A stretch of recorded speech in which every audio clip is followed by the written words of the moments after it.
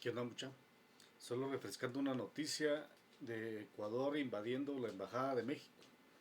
Es una cuestión políticamente grave porque rompe las relaciones de ambos países. Y esto se da en una violencia diplomática, ¿verdad?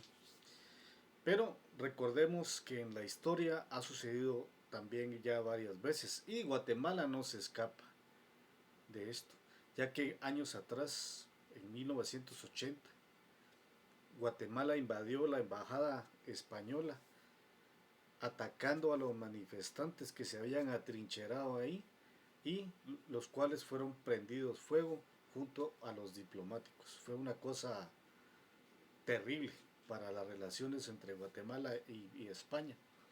Y está como parte de la historia y les dejo el video, la cual narra estos hechos.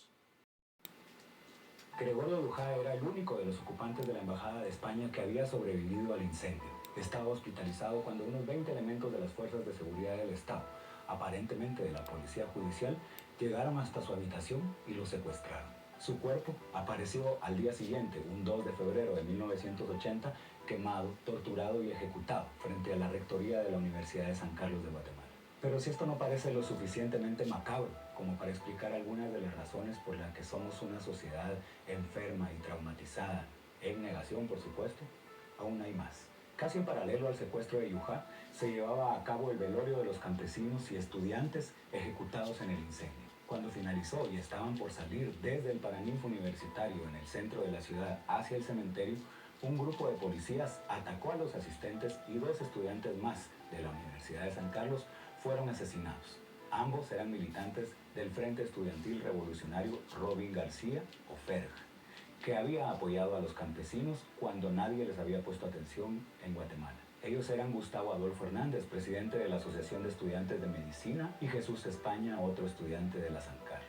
Ya más cerca del cementerio fue secuestrada Liliana Negreros, alumna de la USAC, y su cuerpo fue encontrado 3 meses después, el 20 de marzo de 1980, en un cementerio clandestino cerca de Comalapa, Chimaltenango. Toda esta locura de terror y muerte pasó prácticamente durante un fin de semana y nadie, pero nadie, fue investigado o hallado culpable. Ni hubo una actuación seria de parte del Estado al respecto, sino hasta en el año 2016. Aquella era una época en la que no había redes sociales ni internet y donde la mayoría de los medios de comunicación estaban volcados a ser voceros de los militares y civiles en el poder y estaban dispuestos a contar la historia oficial según se las dictaran en sus comunicados oficiales. A eso de las 13:15 horas, efectivos policíacos entraron en el edificio. Los terroristas se habían concentrado en el segundo piso de la embajada, en la oficina del embajador. Los terroristas, según este plan, se reunieron a las 9:30 horas de la mañana de hoy en el campus de la universidad, de donde viajaron a la embajada a bordo de buses urbanos.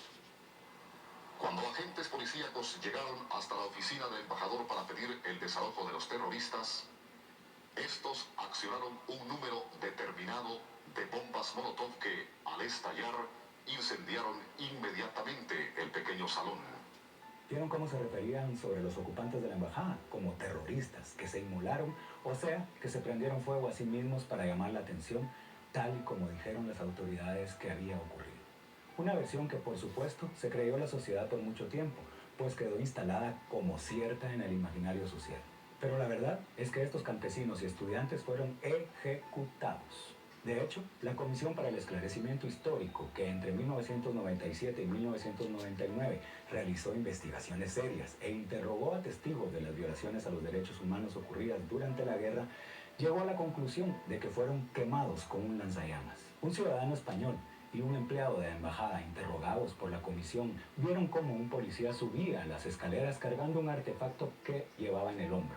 En febrero de 1980, la revista Cambio 16 de España publicó esta fotografía de ese día en la embajada, donde se observa a un policía con un aparato aparentemente de fabricación israelita.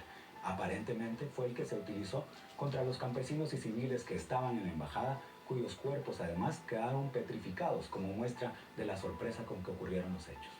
Ya en 2016, el Tribunal de Mayor Riesgo B, en un juicio imparcial, concluyó que quedó probado que el incendio no se originó como resultado de un plan de inmolación de los campesinos que ingresaron en la sede diplomática. Por esa razón condenó a 90 años de cárcel a Pedro García Redondo, quien había sido jefe del Comando 6 de la Policía Nacional, un cuerpo del Estado temido por su actividad represora contra estudiantes, campesinos, políticos y otros que incomodaban a los militares en el poder.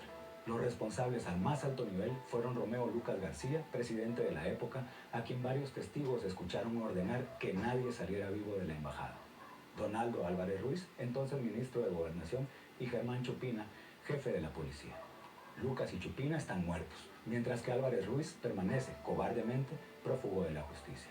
Esta historia, poco conocida por las nuevas generaciones, es una de tantas que marcaron al país y que explican en buena medida por qué somos como somos. El miedo y la impunidad crecieron con acciones tan inimaginables como estas que ocurrieron hace 40 años y que tantos traumas han dejado a la sociedad. Comprender estos hechos y demandar justicia no es querer vivir en el pasado o querer reavivar las heridas. Simplemente se trata de que para salir adelante tenemos que comprender nuestra historia, pues solo así podremos explicarnos el presente y construir un mejor futuro.